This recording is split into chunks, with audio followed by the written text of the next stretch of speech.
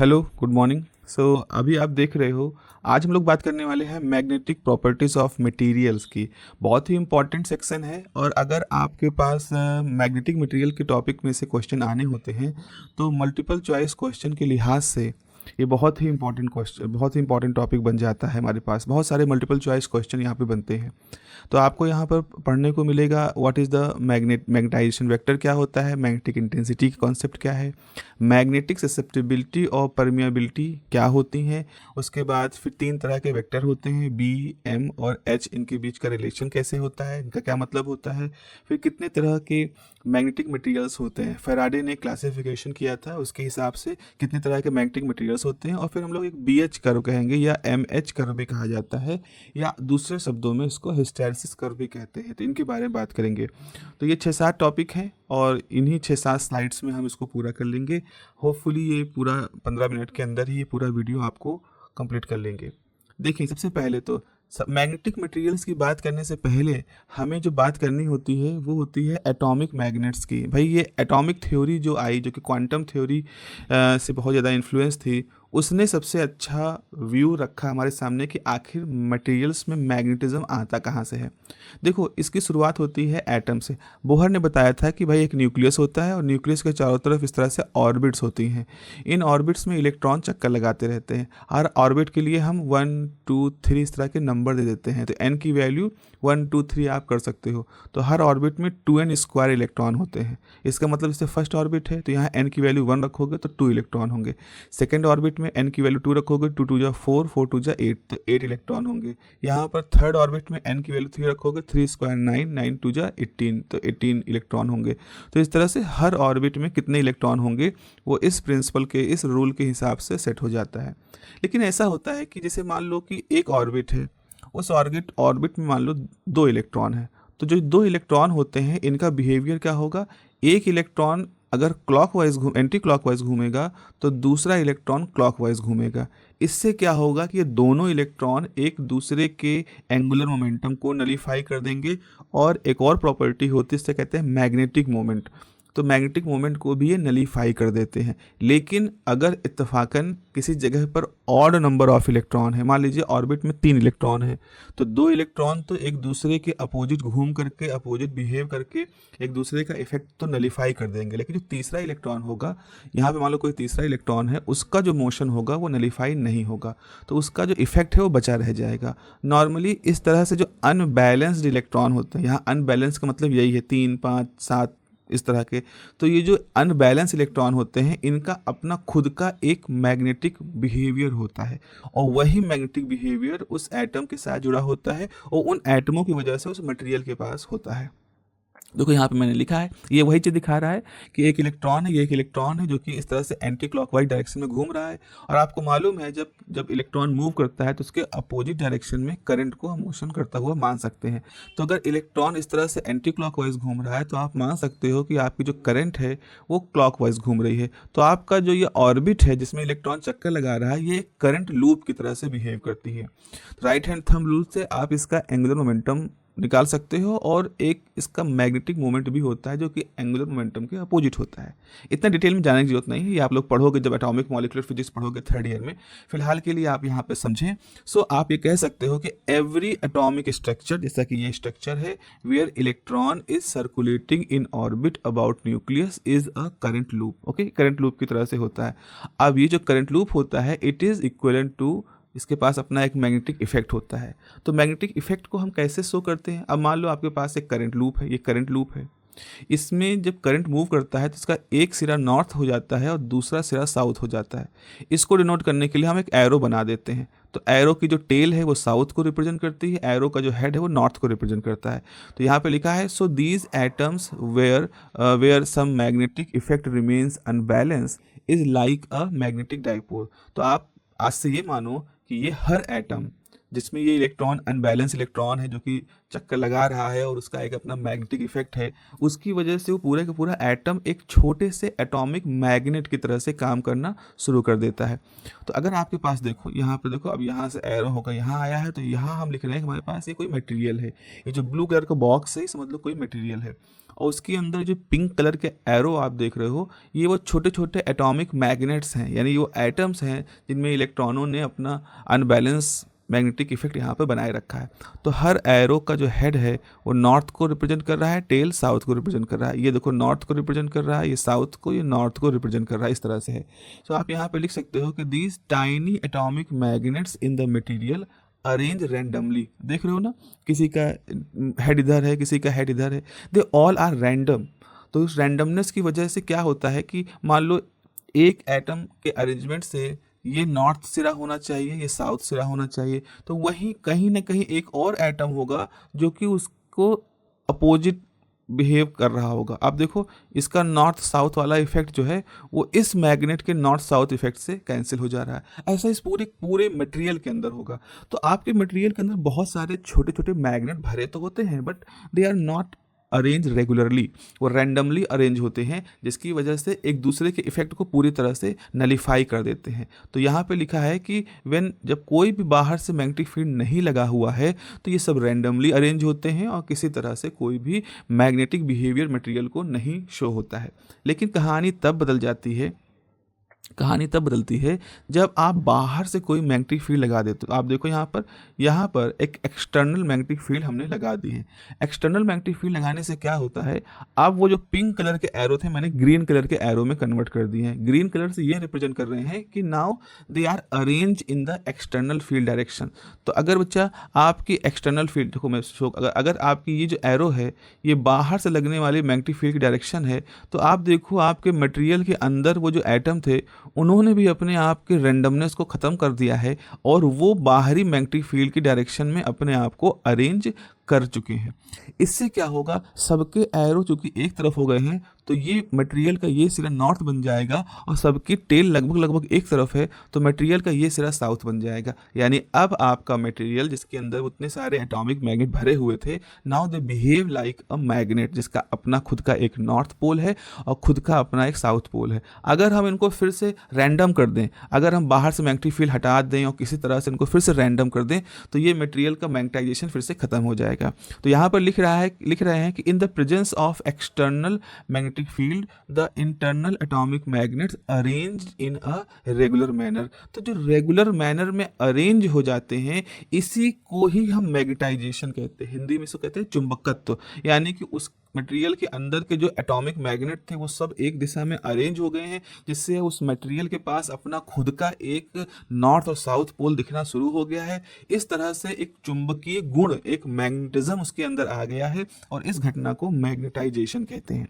तो अगर परिभाषा के बारे में बात करें तो आप इस पिंक बॉक्स को देखो, यहाँ लिखा है the effect of magnetizing field over magnetic dipole is explain by vector m call the magnetization vector. तो आपने बाहर से एक मैग्नेटिक फील्ड लगाई, इसे बी मैग्नेटिक फील्ड लगाई, तो इस मैग्नेटिक फील्ड ने अंदर के मटेरियल के अंदर के एटमों को अरेंज कर दिया, तो इसे कहेंगे मैग्नेटाइजिंग फील्ड। ठीक है, अब इस मैग्नेटाइजिंग फील्ड ने क्या किया, पूरे मटेरियल के अंदर के एटमों को अरेंज करना शुरू कर दिया। हम ये नहीं कहेंगे कि 100% अरेंजमेंट हो गया, मोस्टली अरेंज हो गए, मान लो 90% अरेंज हो गए। अब वो जो 90% अरेंज हो गए हैं उनकी वजह से मटेरियल के पास अपना खुद का एक मैग्नेटिक बिहेवियर आ गया है और इस चीज को मैग्नेटाइजेशन कहेंगे और मैथमेटिकली इसको रिप्रेजेंट करने के लिए हम एक वेक्टर m का इस्तेमाल करेंगे। अब वेक्टर m की बात करते हैं। तो वेक्टर m की जो परिभाषा है वो ये है कि vector m is, just a moment, vector m is कैसे डिफाइन करते हैं, magnetic dipole moment per unit volume. आपके उस मटेरियल के अंदर कितना मैग्नेटिक डाइपोल मोमेंट रिजल्टेड आ गया और उसका पूरा वॉल्यूम कितना था, उन दोनों का रेशियो ले लोगे, that is the magnetizing vector का मैग्नीट्यूड आ जाएगा। दिस इज द मैग्नीट्यूड आ जाएगा आपको इस फॉर्मूले से। अगर हम इसकी यूनिट की बात करें तो आप देखो मैग्नेटिक डाइपोल का मतलब होता है करंट इनटू एरिया, ये इसका डायमेंशन होता है। इधर हो गया वॉल्यूम, करंट को हम रिप्रेजेंट करते हैं एम्पियर से, एरिया है मीटर स्क्वायर, वॉल्यूम है मीटर क्यूब। अगर मीटर स्क्वायर मीटर क्यूब कटेगा तो 1 मीटर बच जाएगा, तो एम्पियर पर मीटर ये बच्चा आपका मैग्नेटाइजिंग वेक्टर का यूनिट आ जाएगा। अब एक चीज होती है कि 3 वेक्टर्स होते हैं मैग्नेटिक थ्योरी के अंदर, मैग्नेटिक मटेरियल की थ्योरी के अंदर हम बात करते हैं 3 तरह के वेक्टर्स के। जैसे इलेक्ट्रिक मटेरियल्स के बारे में डाइलेक्ट्रिक में हम लोगों ने कहा था कि एक इलेक्ट्रिक फील्ड होता है, एक पोलराइजिंग फील्ड होता है, एक डिस्प्लेसमेंट वेक्टर होता है। ऐसे ही मैग्नेटिक थ्योरी में भी 3 तरह के वेक्टर होते हैं, तो हमें बारी बारी से उनके बारे में पढ़ना है। सबसे पहले तो क्या होता है, बी होता है। बी को हम कहते हैं मैग्नेटिक इंडक्शन या मैग्नेटिक फ्लक्स डेंसिटी। अब बी के लिए जो सबसे उपयुक्त नियम है वो है एम्पियर लॉ। एम्पियर लॉ कहता है कि अगर आपके पास कहीं एक किसी तार के अंदर करंट आई फ्लो कर रही है तो आप उसके चारों तरफ एक मैग्नेटिक सर्किट बना दें, एम्पीरियन सर्किट बना दें, तो उस सर्किट के इर्द गिर्द आपके पास इस तरह से गोल गोल मैग्नेटिक फील्ड की लाइनें होंगी, और उन लाइनों की वैल्यू, अगर उस मैग्नेटिक लाइन को अगर बी आप कह रहे हो, उस मैग्नेटिक फील्ड को बी कह रहे हो, तो वो जो बी होगा वो इस फार्मूले को फॉलो करेगा, और इस फार्मूले को हम कहते हैं एम्पियर्स लॉ। ठीक है, ये एम्पियर लॉ। अब इस एम्पियर लॉ में आप देखो परमेबिलिटी की बात होती है। भाई आपने फ्री स्पेस में हवा में तार रखा है, तो आपके इस वैक्यूम की परमेबिलिटी या एयर की परमेबिलिटी की बात होती है। एक ही होती है दोनों की वैल्यू, इसलिए हम म्यू नॉट इज एयर और वैक्यूम दोनों ही कह सकते हैं। तो यहाँ पे आप देख सकते हो, यहाँ पे जो बी है it depends on the permeability. सही सी बात है, अगर आप यहाँ पे इंटीग्रेशन करोगे और फिर डीएल से डिवाइड करोगे तो आपके राइट हैंड साइड में म्यू नॉट तो रहेगा ही, यानी म्यू नॉट पे डिपेंड कर रहा है बी। तो बी डिपेंड कर रहा है किस मीडियम में आपने तार को रखा है। अब यहाँ पर ये कह सकते हैं, अगर हम ऐसा करें कि बी को म्यू नॉट से डिवाइड कर दें तो हम एक नया वेक्टर पाएंगे एच। ये बिल्कुल वैसा है जैसे इलेक्ट्रिक में क्या होता है। इलेक्ट्रिक केस में हम कहते हैं कि अगर आपके पास एप्सिलॉन को ई से मल्टीप्लाई कर दोगे तो आप एक नया वेक्टर पाओगे डी। ऐसे ही यहाँ पर b को अगर म्यू नॉट से डिवाइड कर देंगे तो एक नया वेक्टर पाएंगे h। तो अगर इस फार्मूले में म्यू को हम यहाँ ले आएँ b बाई म्यू नॉट, तो आपके पास जो फार्मूला हो जाएगा वो इस तरह से लिखा जाएगा h dot D L is equal to I. तो एक तरह जैसे वहाँ हम E से D डिस्प्लेसमेंट को रिप्रेजेंट कर रहे थे, ऐसे ही हम यहाँ B से H को रिप्रेजेंट करते हैं। बस अंतर इतना है, वहाँ एप्सिलॉन नॉट से मल्टीप्लाई होता है, यहाँ म्यू नॉट से डिवाइड हो जाता है। तो यहाँ पर H is a term which is due to the current only. भाई देखो इस फॉर्मूले में राइट साइड में केवल I है, यहाँ मीडियम की तो कोई बात हो नहीं रही है, तो आप ये कह सकते हो कि H जो है वो सीधे तौर पर करंट के साथ जुड़ा हुआ है, और इसलिए और यहाँ पर हम H को एक नाम देते हैं। H को नाम दिया जाता है मैग्नेटाइजिंग फोर्स, मतलब जो करंट की वजह से ही केवल है, या इसको हम नाम देते हैं मैग्नेटिक इंटेंसिटी। हालांकि मैग्नेटिक इंटेंसिटी बहुत अच्छे समझ में नहीं आती है, ये नाम क्यों रखा गया। शुरुआत में क्या हुआ था, लोगों ने जैसे इलेक्ट्रिक फील्ड कहा था, और electric intensity of electric field की इंटेंसिटी को ई से रिप्रेजेंट कर रहे थे, ठीक है, और इलेक्ट्रिक फोर्स को कूलम एफ से रिप्रेजेंट कर रहे थे। ऐसे ही मैग्नेटिक इंटेंसिटी के लिए भी लोगों ने नाम रखने शुरू किए थे, but it is not very useful name. खैर जो भी है, हम मैग्नेटाइजिंग फोर्स कहते हैं या मैग्नेटिक इंटेंसिटी एच की वैल्यू कहते हैं। अब जो हमने बी हमारे पास ऑलरेडी मालूम है, बी आप पढ़ते हैं मैग्नेटिक इंडक्शन या मैग्नेटिक फ्लक्स डेंसिटी कहते हैं। एच जो होता है उसको मैग्नेटिक इंटेंसिटी कहते हैं। अब हम, और अभी मैंने आपको बताया है कि एक मैग्नेटाइजिंग वेक्टर एम होता है जो कि कितना फील्ड लगाने पर कितने मैग्नेटिक अपने आप को अरेंज करके मटेरियल को मैग्नेटाइजेशन दे रहे हैं उस पर डिपेंड करता है। तो आपके पास यहाँ पर 3 वेक्टर आ चुके हैं। तो ये 3 वेक्टर हैं, B magnetic induction, H magnetization vector, M is the magnetization vector and H is the magnetizing intensity। ठीक है, ये 3 वेक्टर हैं, और बिना किसी डेरिवेशन के हम इनके बीच में इस तरह का एक रिलेशन लिख सकते हैं। यहाँ H मैग्नेटिक इंटेंसिटी और मैग्नेटाइजिंग फोर्स मैग्नेटाइजेशन वेक्टर को आप ऐड करो, उसको म्यू नॉट से डिवाइड कर दोगे तो ये पूरा सम जो होता है वो मैग्नेटिक फ्लक्स डेंसिटी या मैग्नेटिक इंडक्शन के बराबर होता है। Okay, this is the relation. इसको प्लीज रिमेंबर कर ले, याद कर ले अभी के लिए। अब थोड़े से और फाइन रिलेशंस की हम बात करते हैं, कुछ और बारीकी की तरफ जाते हैं। हम देखते हैं कि कुछ मटेरियल होते हैं जो नॉन मैग्नेटिक होते हैं, मतलब मैग्नेटिक फील्ड का उन पर असर नहीं होता है या बहुत ही कम असर होता है। तो ऐसे स्थिति में क्या होता है कि आपका जो मैग्नेटिक इंडक्शन होता है वो H के प्रोपोर्शनल होता है। अब बी और एच जो कि प्रोपोर्शनलिटी में आते हैं, तो प्रोपोर्शनलिटी का साइन हटेगा, तो प्रोपोर्शनलिटी के साइन में आप लगा देते हो म्यू नॉट म्यू आर।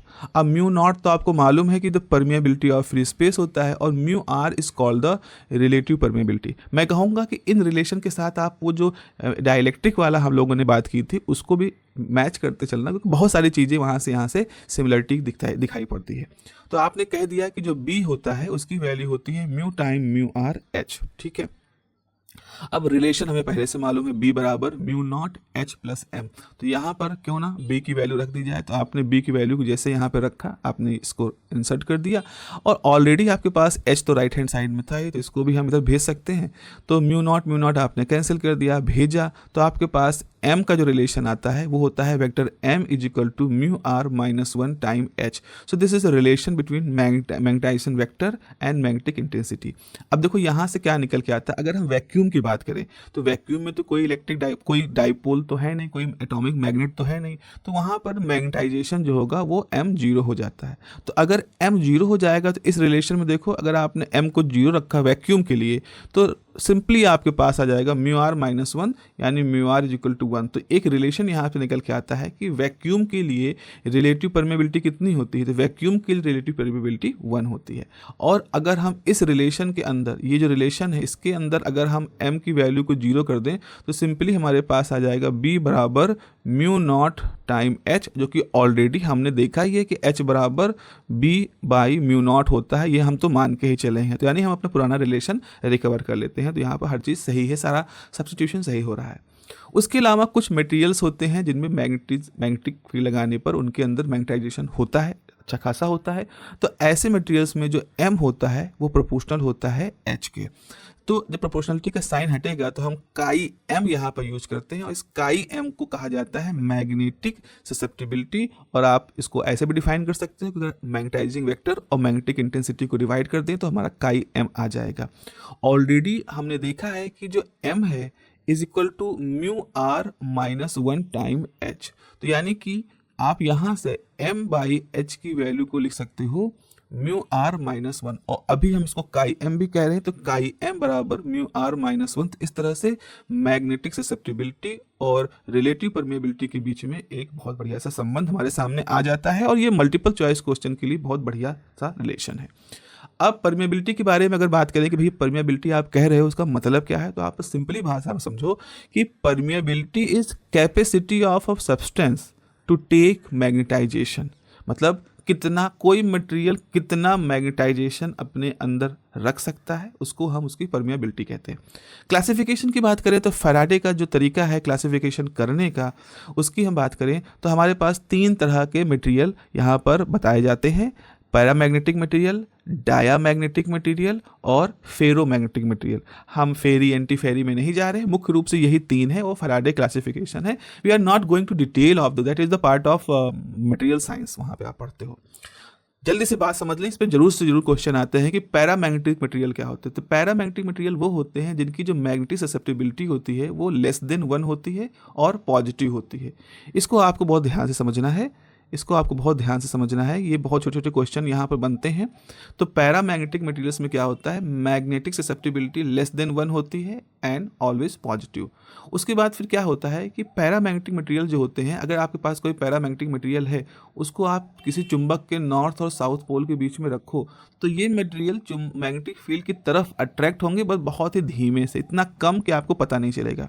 तो इसीलिए लिखा गया है कि फीबल मैग्नेटाइजेशन। फीबल का मतलब ये होता है बहुत कम, बहुत ही वीक, ठीक है, इसका मतलब होता है वीक, बहुत ही वीक मैग्नेटाइजेशन होता है along the direction of magnetic field. मतलब ये चुंबकीय क्षेत्र में चुंबक की तरफ जाते तो हैं, बट बहुत इतना स्लो होते हैं कि हमको समझ नहीं आता।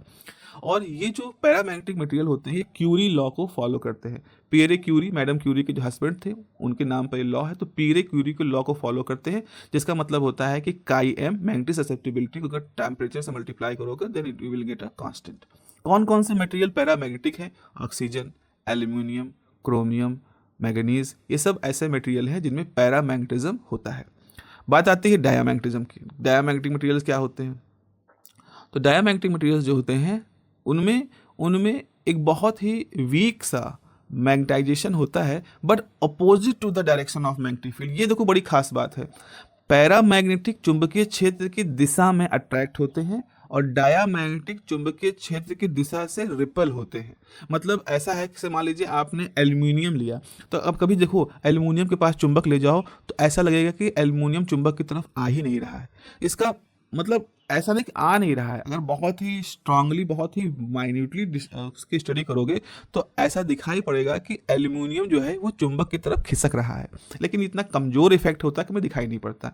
ऐसे ही आपके पास सोना है, सोने की अंगूठी रखो और उसके बगल में चुंबक ले जाओ, तो जैसे आप सोने की अंगूठी के बगल में चुंबक ले जाओगे तो आपको लगेगा कि चुंबक का कोई असर नहीं हो रहा सोने पर असल में जैसे जैसे आप चुंबक को सोने के पास ले जा रहे हो, सोना पीछे की तरफ जा रहा है, वो चुंबक से दूर जाने की कोशिश करेगा, बट वो दिखता नहीं है because that is a very weak effect. But अगर हम बहुत स्ट्रॉन्ग चुंबक लें तो हम ऐसा इफेक्ट देख पाते हैं।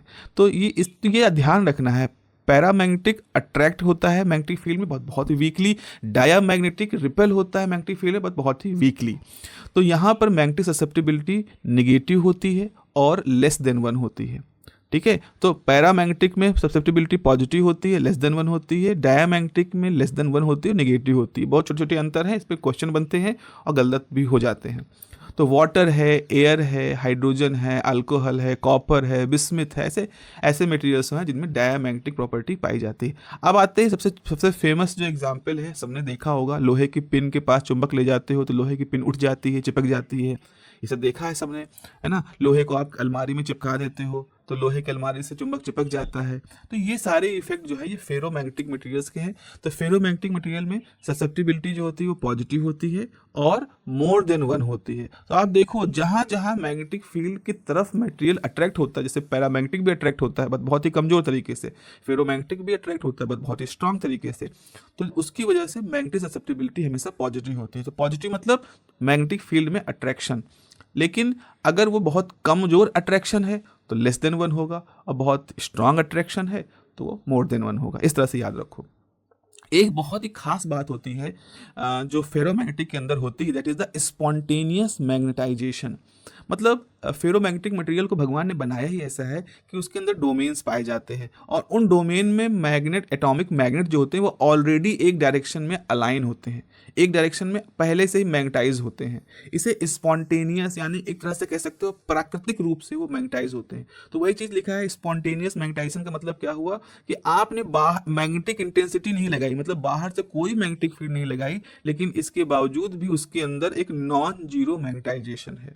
तो no, if there is no magnetic field but still there is some magnetization, this is called the phenomena of spontaneous magnetization।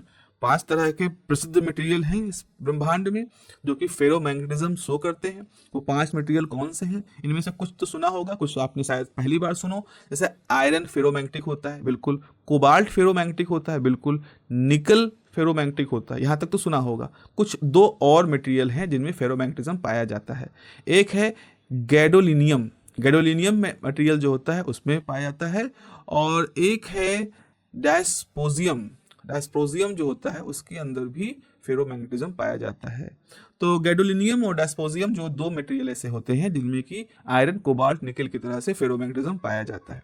अब देखिए बॉक्स की बात आती है, एक इंपॉर्टेंट चीज है। होता क्या है, जैसे एक आपके पास फेरोमैग्नेटिक मटेरियल, मान लो आपके पास आयरन है, आप इस फेरोमैग्नेटिक मटेरियल को गर्म करो, इसको हीट दो, इसको फ्लेम पे रख दो। तो जब फ्लेम पे रख दोगे तो क्या होगा, ऐसा नहीं कि इसको पिघलाना है, धीरे धीरे क्या होगा, इसके अंदर का जो स्पॉन्टेनियस मैग्नेटाइजेशन है वो धीरे धीरे खत्म होना शुरू हो जाएगा, इसका स्पॉन्टेनियस मैग्नेटाइजेशन खत्म होना शुरू हो जाएगा। तो जो ये फेरोमैग्नेटिक मटेरियल बहुत स्ट्रांगली चुंबक की तरफ मुड़ जाता था, अब उसका वो स्ट्रांग बिहेवियर खत्म हो जाएगा। कब तक खत्म होगा? जब तक कि ये पैरामैग्नेटिक ना बन जाए। तो आप जब हीट दे रहे हो तो आप टेम्परेचर नोट करते रहो, आप पाओगे कि एक खास टेम्परेचर ऐसा आता है, अगर टेम्परेचर फेरो इस मटेरियल का उससे कम है तब तक तो ये फेरो बना रहेगा, लेकिन जैसे ही उस टेम्परेचर से ज़्यादा इस मटेरियल को गर्म किया जाएगा ये पैरा बन जाएगा। तो देखो वो चीज़ यहाँ पर लिखी गई है। ऐसे इस टेम्परेचर को क्यूरी टेम्परेचर कहा जाता है, मतलब वो जो क्रिटिकल टेम्परेचर जिसके बाद मटेरियल अपना फेरोमैग्नेटिक व्यवहार खो देता है और पैरामैग्नेटिक में कन्वर्ट हो जाता है, उसको हम क्यूरी टेम्परेचर कहते हैं। तो देखो यहाँ मैंने बनाया है, ये जो पिंक कलर का जो लाइन है ये बॉर्डर है क्रिटिकल टेम्परेचर के लिए। तो अगर आपने टेम्परेचर को बढ़ा रहे हो लेकिन टेम्परेचर क्रिटिकल टेम्परेचर से कम है तो मटेरियल फेरो बना रहेगा, लेकिन द मोमेंट वो क्रिटिकल टेम्परेचर से ज़्यादा गया तो आपका मटेरियल पैरामैग्नेटिक में कन्वर्ट हो जाएगा। तो इस तरह से आप देखते हो कि क्यूरी टेम्परेचर वो टेम्परेचर है जो कि डिसाइड करता है कि कैसे हमारा मटेरियल फेरो से पैरा में कन्वर्ट होगा। तो this is the very important concept. आते हैं अपने लास्ट कॉन्सेप्ट की तरफ, that is the BH curve. BH curve जो होता है उसके बारे में हम लोग बात करते हैं।